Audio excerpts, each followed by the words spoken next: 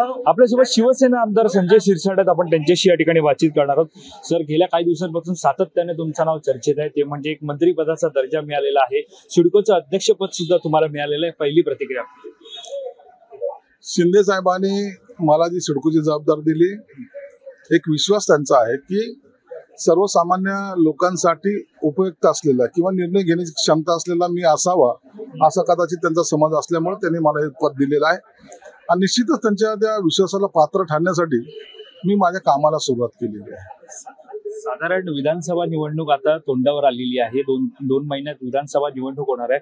अशा सर्व पक्षांनी एकत्र राहून निवडणुकीची रणनीती आखणं गरजेचं असतं। मात्र महायुतीमध्ये विशेषतः तुमच्यात आणि भरत गोगावलेंमध्ये मतभेद दिसत आहेत।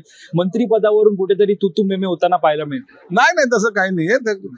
भरतने जो दिला होता तो रेफरन्स फार मागचा होता आणि त्या रेफरन्सचा अर्थ वेगळा होता, परंतु लावल्या वेगळा गेला।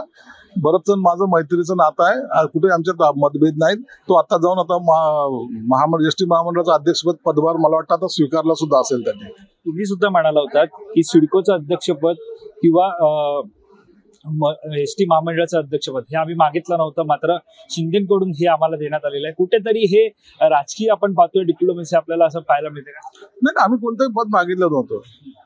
शिंदे साहेबांना कार्यकर्त्यांची काळजी आहे, कोणतं कुणाला काय द्यायचं हे सर्व निर्णय त्यांचे असतात, म्हणून त्यांनी एखादी जबाबदारी दिली तर आम्ही त्याला नाही म्हणू शकत नाही। ती जबाबदारी पेलण्याची ताकद आमच्यामध्ये निश्चित आहे। शिरसाट साहेब, तुम्ही प्रवक्ते सुद्धा, आपण पाहतोय की विधानसभा निवडणुकीला खरं तर जागा वाटप हे समान होणं फार गरजेचं असतं। मात्र महायुतीमध्ये 3 पक्ष आहेत, लोकसभेला जो फटका बसला होता त्याची तयारी आता कशा प्रकारे?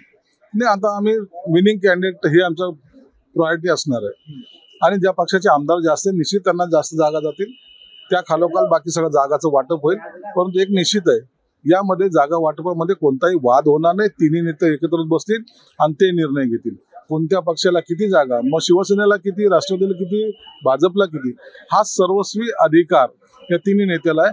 त्याबद्दल इतर कोणी भाष्य करू नये अशी अलिखित आचारसंहिता आमच्यासाठी सुद्धा आहे। एक शेवटचा प्रश्न आहे, विधानसभा निवडणूक तोंडावर असताना अजूनही मुख्यमंत्री पदाचा चेहरा महायुतीकडून समोर आलेला नाहीये।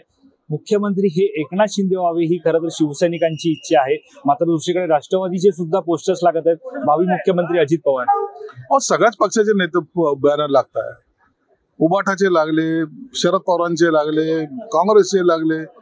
आमच्या मुख्यमंत्र्यांच्या नेतृत्वामध्ये ही निवडणूक होते हे आमच्यासाठी मोठं आहे आणि याचा निर्णय दोन्ही मोठे नेते एकत्र, तिन्ही नेते एकत्र बसून घेतील ना, पण तो निवडणुकीनंतर। संजय शिरसाटांना काय वाटतं, मुख्यमंत्री एकनाथ शिंदे राहावे?